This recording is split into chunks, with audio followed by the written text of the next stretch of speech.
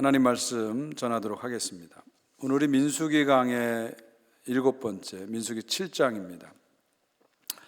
여러분, 민수기 7장은 성경에서 두 번째로 긴 장입니다. 그러니까 전체 89절로 되어 있어요. 성경에서 제일 긴 장이 어떤 장인지 아세요? 시편 119편이죠. 119, 119편. 무려 176절입니다.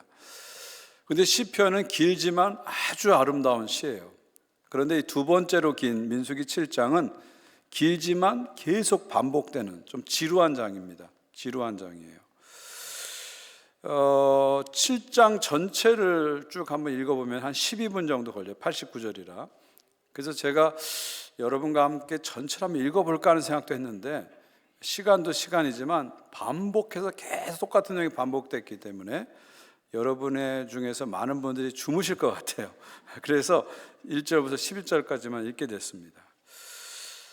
사실 7장은요, 성경 전체에서 길면서 가장 재미없는 지루한 장이다, 이렇게 볼 수도 있습니다. 저도 강해 설교를 하지 않았다면 아마 7장을 본문으로 하지 않았을지도 모릅니다. 이 내용은 의외로 간단합니다. 이스라엘 12지파의 지휘관들, 리더들이 매일 똑같은 예물을 드리는 거예요. 반복해서. 그 내용이 토시 하나 안 틀리고 지도자 이름만 바뀌고 같은 내용이 83절까지 계속 반복해서 나옵니다. 우리가 성경 읽다 보면 그런 경우가 있죠. 이런 거 왜 기록하셨지? 이게 반복해서 이거 왜 이렇게 길게 쓰셨지? 이럴 때가 종종 있습니다. 민수기 7장이 바로 그런 장입니다. 그러나 여러분, 모든 성경은 하나님의 감동으로 된 것이기 때문에 쓸데없는 기록은 없습니다.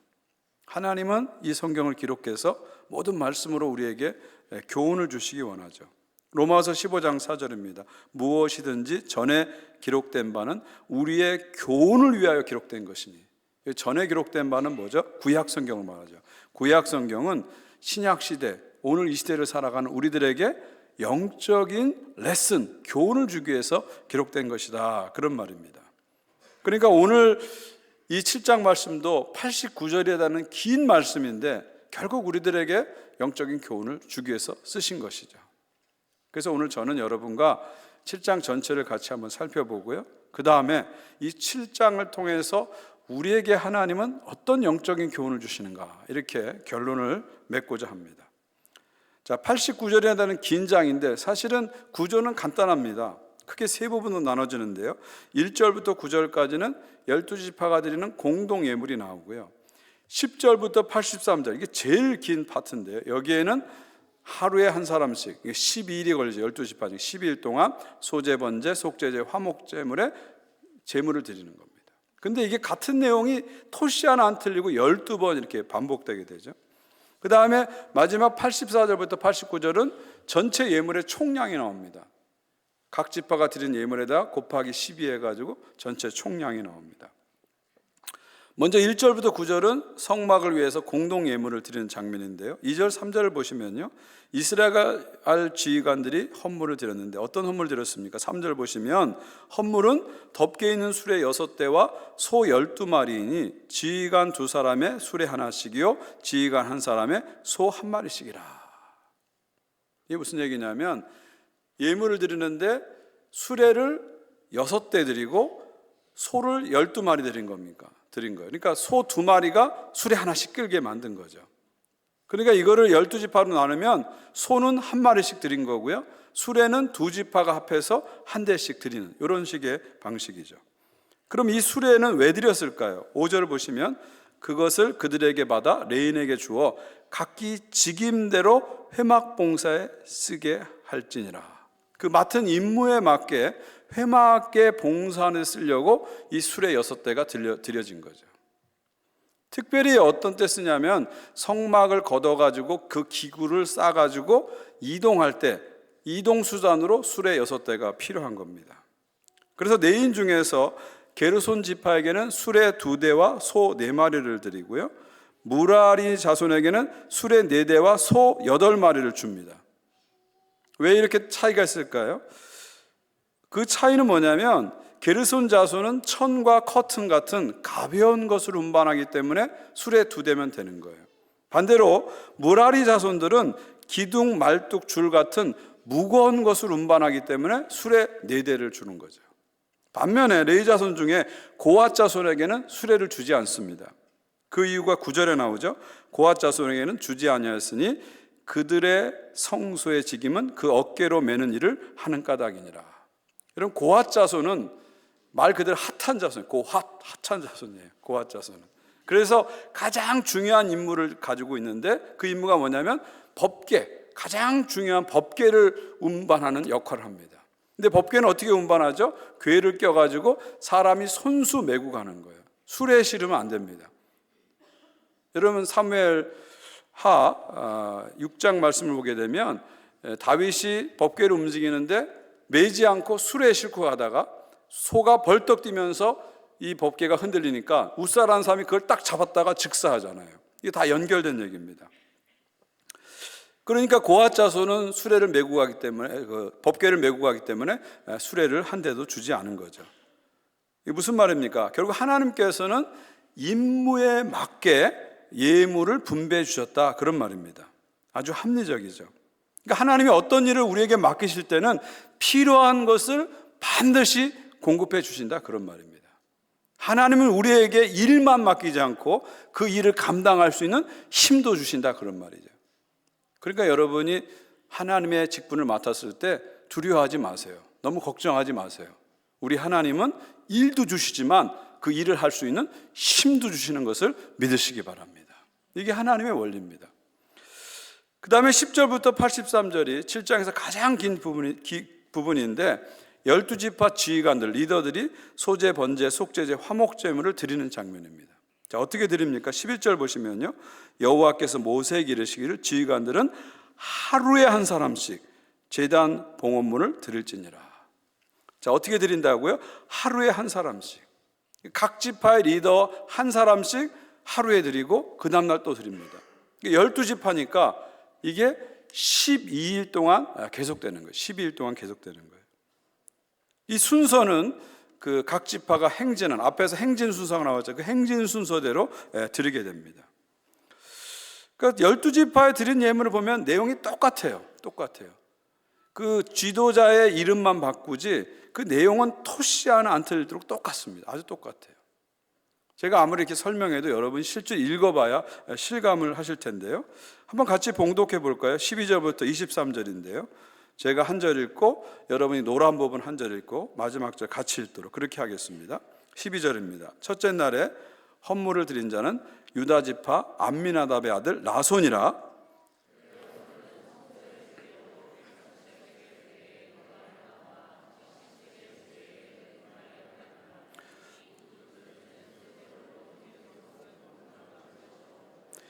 또 13개의 무게의 금그릇 하나라. 그것에는 향을 채웠고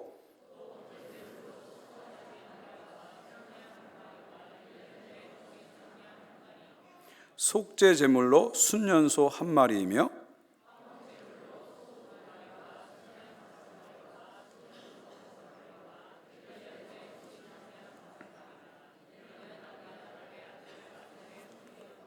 첫째 날 지금 유다 자손의 예물을 드리고 둘째 날 이제 들어갑니다. 둘째 날에는 이사갈의 지휘관 수알의 아들 느다델이 헌물을 드렸으니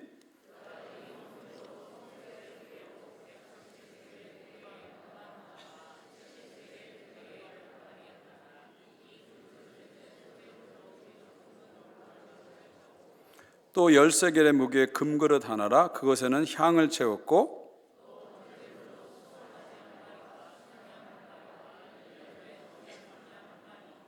속죄제물로 순염소 한 마리이며 화목제물로 소 2마리와 수양 5마리와 순염소 5마리와 1년 된 어린 수양 5마리라. 이는 수알의 아들 느다델의 헌물이었더라. 여러분 어떻습니까? 첫째 날과 둘째 날이 정확하게 사람 이름만 바뀌었지 내용은 토시 하나 안 틀리고 그대로 반복됩니다. 이게 12지파니까 12번이 계속 같은 내용이 반복돼요. 만약 우리라면 이걸 어떻게 기록했을까요? 우리라면 첫째 날 유다 지파가 이렇게 드렸더라 하고 그 다음 어떻게 될까요? 둘째 날 이사가 지파 뭐라 그럴까요? 이하동분. 그렇죠. 셋째 날 스불론 지파 이하 동문, 넷째 날 루벤 지파 이하 동문, 다섯째 날 시몬 지파 이하 동문, 이렇게 처리할 겁니다.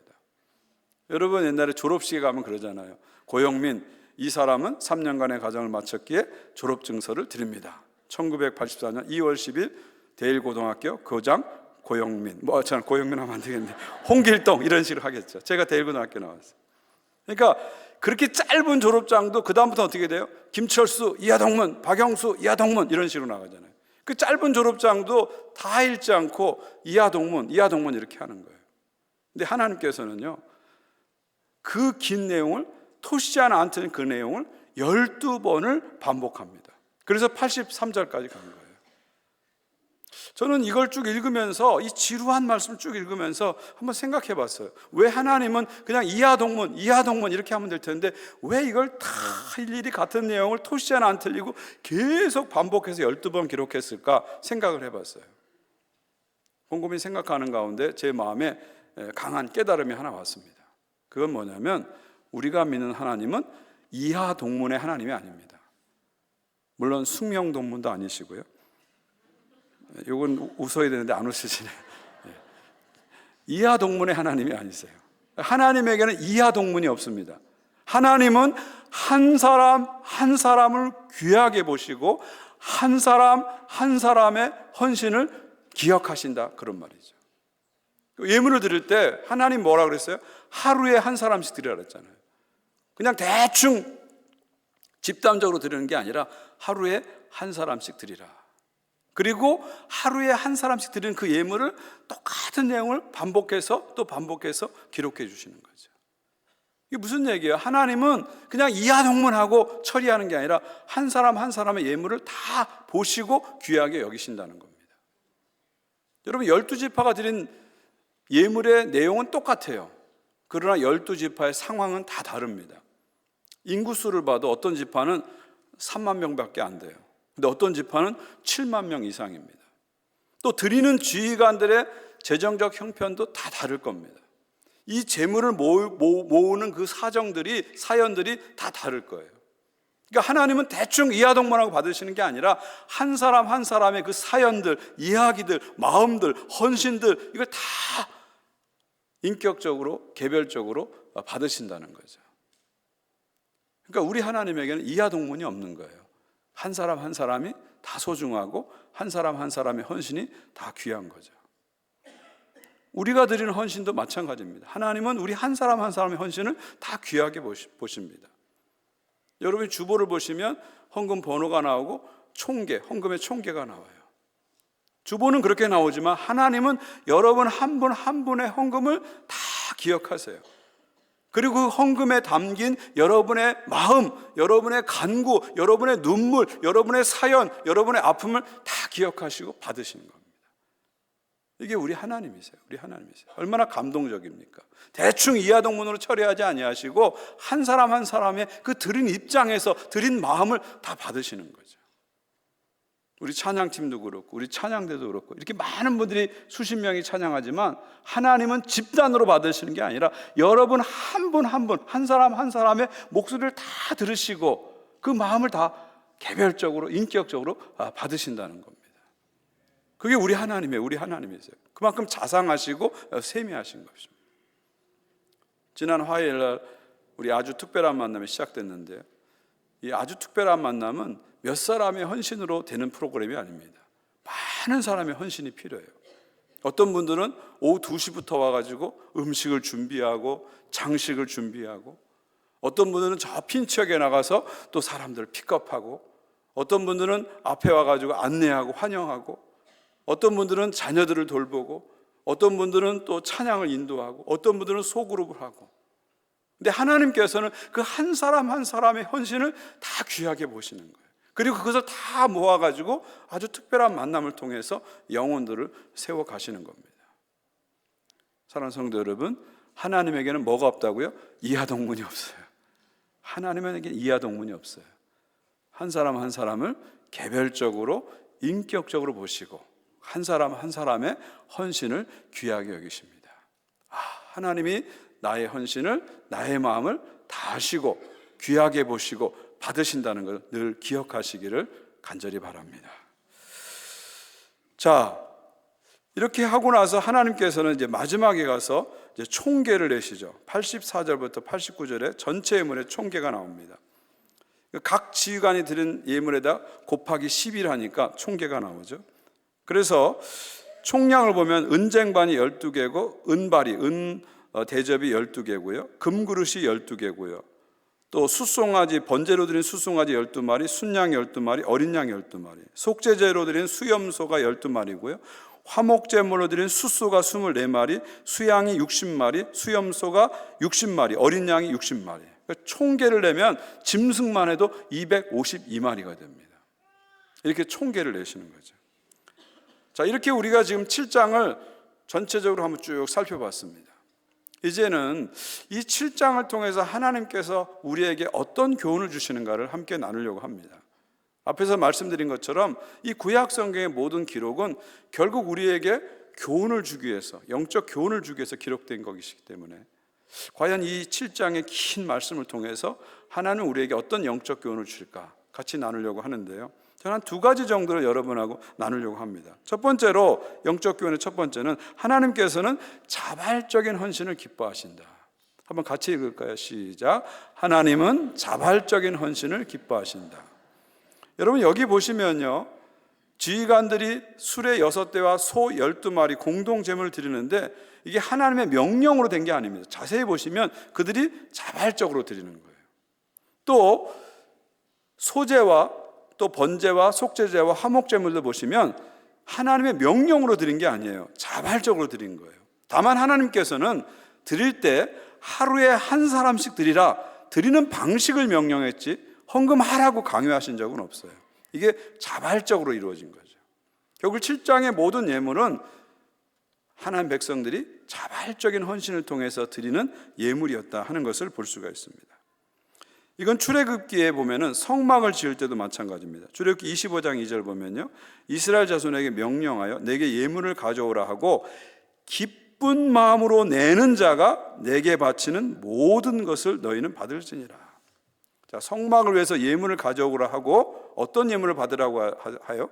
기쁜 마음으로 드리는 예물을 받으라는 거죠. 이게 무슨 얘기입니까? 하나님은 기쁜 마음으로 자발적으로 드리는 예물, 영어로 하면 willingly, 정말 willingly 드리는 예물을 하나님이 기뻐하신다는 겁니다.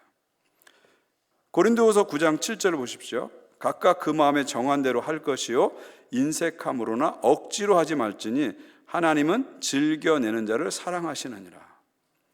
우리 헌금을 할 때 우리에게 가이드라인을 주시는 거예요. 여러분, 헌금할 때 그냥 집히는 대로 하시면 안 돼요. 주머니 딱 넣었더니 딱 집히니까 5불이야 이렇게 하시면 안 돼요. 우리 캐나다 달러는 지폐가 구분돼서 내기가 쉬운데 미국 달러는 1불이나 100불이나 비슷해요. 잘못하면 100불 드릴 수 있어요. 이게 막 집히는 대로 헌금하시면 안 돼요. 막 기분 나는 대로 헌금하시면 안 돼요. 마음에 정한 대로 할 것이요. 여러분이 미리 정하셔야 돼요. 올해 내가 어떻게 헌금할 것인가, 11조 감사 예물의 액수를 정하신다는 거죠. 또 주일 헌금할 때도 일정한 금액을 정해서 주정 헌금하는 겁니다. 이 정해서 드리는 예물이 그래서 중요한 거예요. 근데 더 중요한 건 뭐냐면 인색함으로나 억지로나 해서는 안 된다는 겁니다. 왜요? 하나님께서는 즐겨내는 자를 사랑하신다. 즐겁게 내는 예물을 기쁘게 받으신다는 것입니다. 그래서 여러분이 예물을 드릴 때는 항상 기쁜 마음으로, 즐거운 마음으로, 모든 것이 하나님께서 나에게 주신 것이라고 믿고 기쁜 마음으로, 감사하는 마음으로 드리라는 거예요. 내가 하나님께 드릴 수 있는 것이 영광이고 기회라는 것을 깨닫고 기쁜 마음으로 드리시라는 겁니다. 이것이 우리에게 주는 첫 번째 영적인 교훈입니다. 두 번째 영적인 교훈은 하나님께서는 삶으로 예배하기를 원하십니다. 두 번째 영적인 교훈, 하나님께서는 삶으로 예배하기를 원하시죠. 같이 한번 읽을까요? 시작. 하나님은 삶으로 예배하기를 원하신다. 자, 여기 7장의 예물을 보면요, 공동 예물은 수레 6대의 공동 예물은 결국 성막을 위해서 이제 쓰여지는 예물들이고요. 또 12지파 지휘관들이 드린 하루에 하나씩 한 사람씩 드리는 예물은 결국은 제사를 위해서 드리는 거예요. 소제, 번제, 속죄제, 화목제, 제사를 위해서 드리는 겁니다. 그런데 우리가 잘 알다시피 예수님이 오신 다음부터는 성막이 필요 없어져요. 예수님이 오신 다음부터는 이 동물의 제사가 필요 없어지게 됩니다. 왜냐하면 예수님께서 십자가에서 우리를 위해서 죽으심으로 말미암아, 십자가에서 죄인들을 위해서 피 흘려 죽으심으로 말미암아 성막을 완성하셨습니다. 제사를 완성하셨습니다. 이제는 더 이상 성막이 필요 없어요. 더 이상 제사가 필요 없어요. 예수께서 십자가에서 단번의 제사로, 영원한 제사로 이 제사를 완성하셨기 때문이죠. 자, 그렇다면 이제 우리들은, 이 신약 시대에 사는 우리들은 어떤 제사를 드려야 될까요? 하나님이 원하시는 제사는 어떤 제사일까요? 이제 우리가 구약시대 백성처럼 여러분이 교회에 오실 때 소나 양이나 염소를 끌고 올 필요가 없다는 거예요. 구약시대 백성처럼 은그릇, 금그릇 가지고 올 필요가 없다는 거예요. 그럼 우리는, 예수 그리스도를 믿는 우리들은 어떤 제사를 드려야 될까요? 하나님은 우리를 통해서 어떤 제사를 받기 원하실까요? 로마서 12장 1절입니다. 그러므로 형제들아, 내가 하나님의 모든 자비하심으로 너희를 권하노니 너희 몸을 하나님이 기뻐하시는 거룩한 산 제물로 드리라. 이는 너희가 드릴 영적 예배니라. 이제부터 하나님이 우리에게 진정으로 원하시는 제사는 우리의 몸을 산 제사로, living sacrifice, 산 제물로 드리는 것을 원하시는 거죠. 여러분, 산 제물로 내 몸을 드린다, 이게 무슨 뜻일까요? 결국 우리의 삶을 드리라는 겁니다. 이제부터 하나님이 우리에게 원하는 제사는 삶으로 드리는 예배, 삶의 예배, 이것이 우리가 드리는 진정한 예배라는 것입니다. 히브리서 말씀 보면은 구약의 말씀은 장차 올 좋은 일의 그림자라고 그랬어요. 구약의 동물 제사는 신약의 실체적 예배의 그림자다, 그런 말이에요. 그럼 우리가 드릴 이제 실체적 예배는 뭡니까? 우리의 몸을 산 제물로 드리는 겁니다. 우리의 삶으로 예배하는 것, 삶의 예배, 이것이 바로 우리가 드릴 실체적 예배예요. 자꾸 돈으로만 하나님께 헌신한다고 생각하지 마세요. 헌금만이 하나님께 드리는 유일한 제물이라고 생각하지 마십시오. 요즘같이 어려운 시기에는 여러분이 너무 무리해서 헌금 안 하셔도 돼요. 사실은요. 하나님이 다 이해하시잖아요. 이 헌금이라는 게 막 쥐어짜가지고 하는 게 헌금이 아닙니다. 고린도 후서를 보면 헌금의 원리는 뭐냐면, 넉넉한 사람들이 더 많이 드려가지고 이 보충해가지고 균등하게 만드는 게 헌금의 원리예요. 헌금의 원리입니다. 그러니까 우리 교회로 본다면 내가 그래도 다른 사람보다 경제적으로 괜찮아, 다들 지금 불경기라 어렵고 힘들지만 그래도 이 정도면 괜찮아, 이런 마음이 들으시는 분들은 더 많이 헌신하는 거예요. 그러나 정말 어려운 분들은 안 하셔도 괜찮아요. 하나님 이해하시죠. 아, 너 왜 내한테 돈 안 내? 그러시는 분이 아니시잖아요. 그런 분이 아니잖아요. 그러니까 우리가 꼭 돈으로만 헌물을 한다, 제사를 드린다, 이렇게 생각하지 말라는 거예요. 하나님이 정말 우리에게 원하는 제사는 삶의 제사라는 거예요. 너의 몸을 구체적으로 하나님께 드리라, 그런 말입니다. 이 몸을 드린다는 게 이게 추상적인 얘기가 아니에요. 아주 구체적인 얘기예요. 구체적인 얘기입니다. 여러분의 눈을 드리고, 귀를 드리고, 입을 드리고, 손을 드리고, 발을 드리고, 몸 전체를 드리는 겁니다. 여러분의 눈을 구별해서 드려야 돼요. 자꾸 드려야 돼요.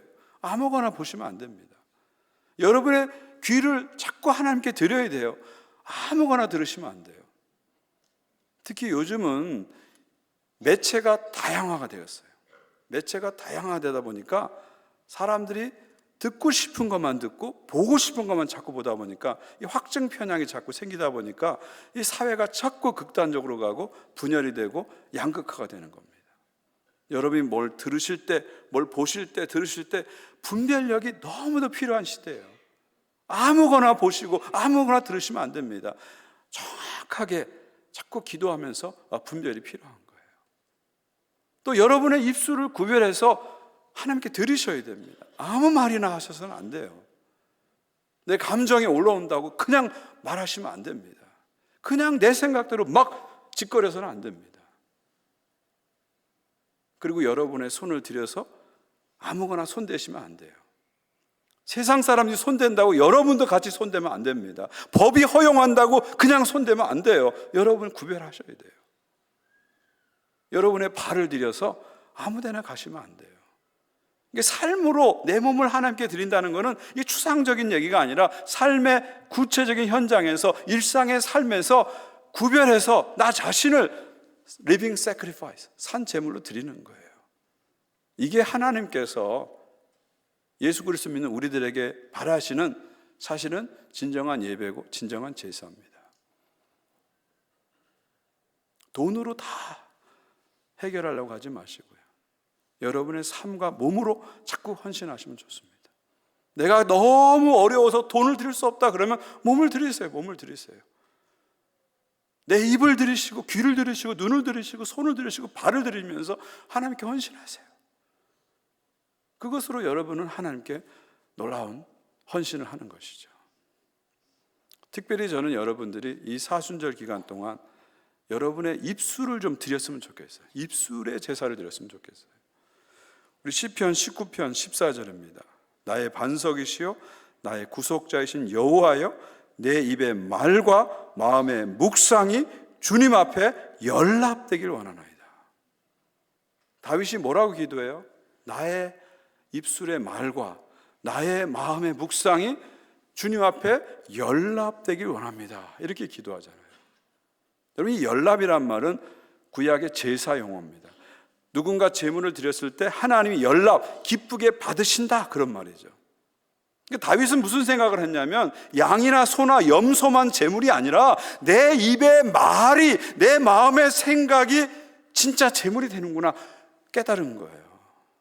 소를 끌고 가고 양을 끌고 가고 염소를 끌고 가야만 하나님이 기뻐하는 게 아니라 내 입술의 말을 하나님께 제물로 드리고 내 마음의 생각을 제물로 드릴 때 하나님이 기뻐하시는 제사가 되는구나, 이걸 깨달은 거예요. 그래서 고백하는 거죠. 여호와여, 내 입술의 말과 내 마음의 묵상이 주님께 연락되길 원하나이다, 고백하는 겁니다. 저는 여러분이 이번 한 주간 사시면서 이 기도를 계속 드렸으면 좋겠어요. 하나님, 내 입술의 말과 내 마음의 묵상이 주께 연락되길 원합니다. 계속 드렸으면 좋겠어요. 이 기도를 들으시면서 성령님 의지하고 언어 생활을 하시면 좋겠어요. 그냥 생각난다고 막 말하시고 감정대로 막 쏟아놓고 그러지 마시고요. 내 입술의 말이 주께 연락되길 원합니다. 내 입의 말이 주님 기쁘시게 하는 제사가 되길 원합니다. 그런 기도로 언어 생활을 하셨으면 좋겠어요. 특별히 가까운 분들에게, 아내에게, 남편에게, 여러분 자녀들에게, 주변의 형제 자매들에게 함부로 말하지 말고 입술에 제사를 드리듯이 말하는 훈련을 해보시면 좋겠어요. 우리 남편들이 밖에 있는 여자한테는 집사님 막 이러시는데 집에 오면 여보 뭐야 이렇게 얘기하잖아요. 그러니까 아내들이 남편이 내 편이 아니라 남의 편이라고 자꾸 얘기하는 거예요. 아내들도 마찬가지입니다. 남편이 무슨 말만 하면 안 해! 그러잖아요. 아내들은 자꾸 안 듣잖아요, 남편 말을. 똑같아요. 우리 반성하고, 저도부터 반성하고 이번 한 주간은 가까운 아내의 말을 내가 잘 들어주고 좋은 말을 하는 거죠. 남편의 말을 잘 들어주고 좋은 말 하는 거예요. 거친 말, 상처 주는 말 내가 이번 주는 절대 안 할 거예요. 사랑의 말, 축복의 말, 격려의 말을 할 거야. 그래서 내 입술로 하나님께 예배를 드릴 거야. 그렇게 좀 다짐했으면 좋겠어요. 어려운 거 아니잖아요. 어려운 거 아니잖아요. 그러나 실천하다 보면 진짜 어려워요. 그래서 성령님의 도움이 필요합니다. 성령님, 내가 이번 한 주간 내 입술의 모든 말과 마음의 묵상이 주께 연락되길 원합니다. 내 입술로 제사를 드리기 원합니다. 내 주변의 사람들에게 사랑의 말, 격려의 말, 축복의 말을 하기 원합니다. 그런 기도를 계속 드리면서 한번 언어 생활을 해보십시오. 만약 여러분이 그렇게 한다면 여러분의 그 작은 실천으로 여러분의 가정이, 여러분의 교회가, 여러분의 일터가 여러분이 만나는 모든 사람들 안에 주님의 향기가 넘칠 줄 믿습니다.